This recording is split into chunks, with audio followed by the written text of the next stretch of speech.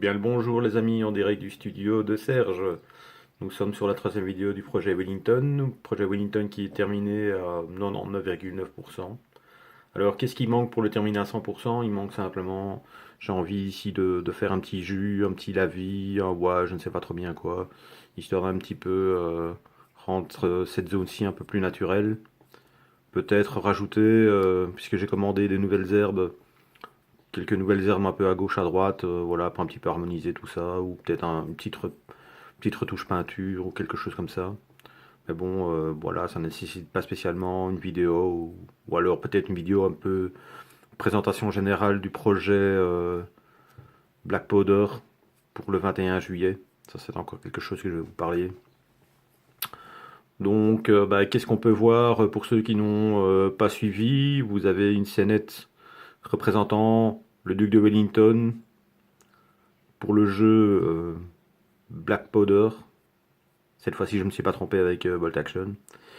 Pour le jeu Black Powder, qui est un jeu qui couvre toute la période et de la poudre noire. Je ferai une petite présentation de ces quatre. Alors pour les gens qui sont allergiques à l'anglais, il faut savoir qu'il y a une communauté de fans qui a traduit la règle en français qui est accessible sur Facebook. Alors, qu'est-ce qu'on peut voir? Le duc de Wellington, son cheval. Ici, vous avez un soldat garde à vous. C'est un soldat garde à vous, prêt à tirer. C'est un soldat de la gamme Péri-Miniature. C'est une figurine plastique. La seule entorse que j'ai fait au Péri, c'est d'aller mettre une tête Vitrix. Alors pourquoi une tête Vitrix? Parce que dans la boîte Péri-Plastique, vous n'avez que des shakos avec un couvre-shako. Et moi je voulais un shako complètement fité, donc c'est-à-dire avec la plaque et avec le petit plumet. Vous avez un sergent de la gamme Vitrix. Ce sont les premières gènes des gammes Vitrix.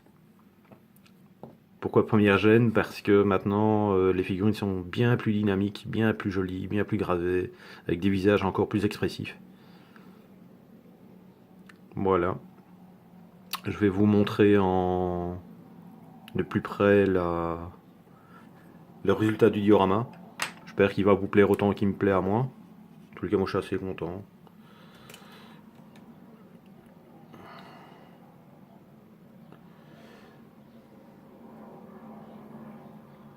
Voilà.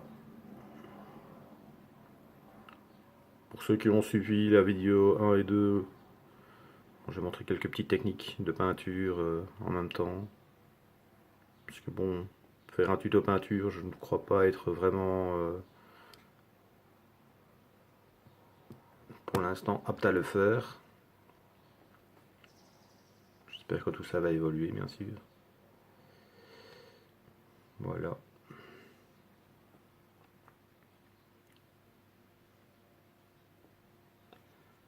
J'espère que tout ne vous paraît pas flou, parce que moi à l'écran ça me paraît totalement flou. Je vais mettre mes lunettes, j'ai peut-être besoin de ça.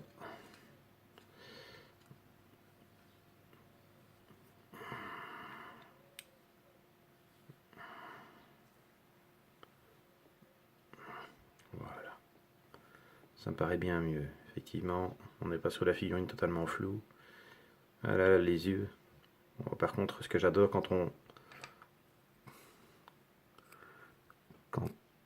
quand on scrute une figurine avec un appareil photo ou avec une caméra, on voit tous les défauts, c'est incroyable. Donc pour les gens qui ne sont pas habitués ou qui ne se sentent pas l'âme d'un peintre,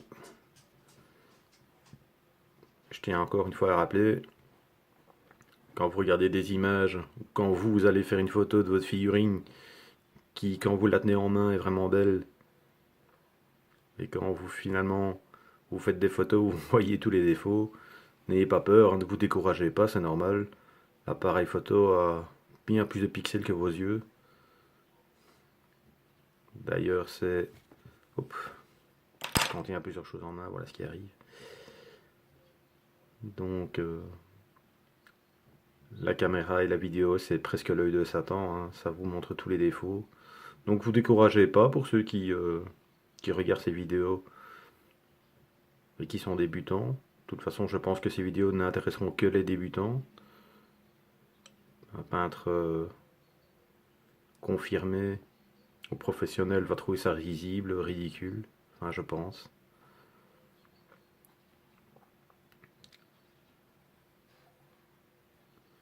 Pour rappel, la peinture, c'est quelque chose qu'il faut pratiquer fréquemment. C'est pas quelque chose on peut pas dire que on obtiendra des résultats en peignant une demi-heure le lundi, le samedi une heure et demie, et un petit peu plus le dimanche.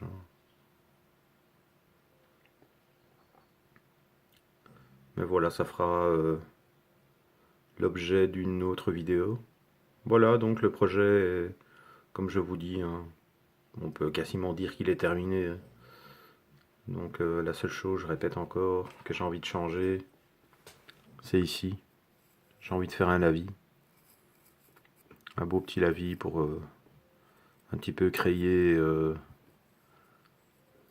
des, des marquages et des séparations au niveau du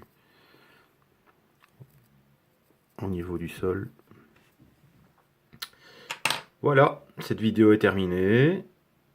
Pour le projet Wellington en tous les cas. Enfin, un projet Diorama Wellington. Alors, je ferai certainement encore quelques petites vidéos de présentation de soldats anglais pour le projet plus global du 21 juillet. Puisque vous allez pouvoir voir le 21 juillet, lors de l'exposition, une grande table Premier Empire, avec des Anglais coalisés face à des Français.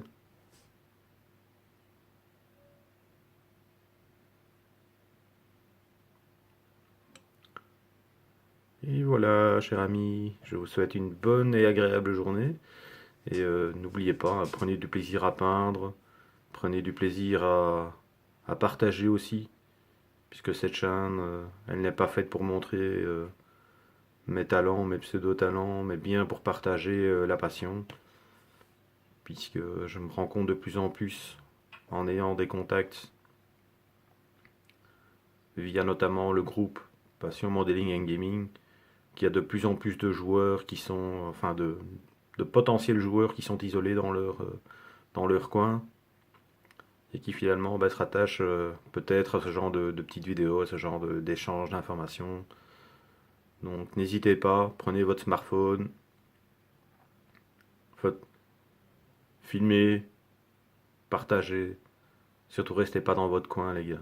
Allez, bonne journée.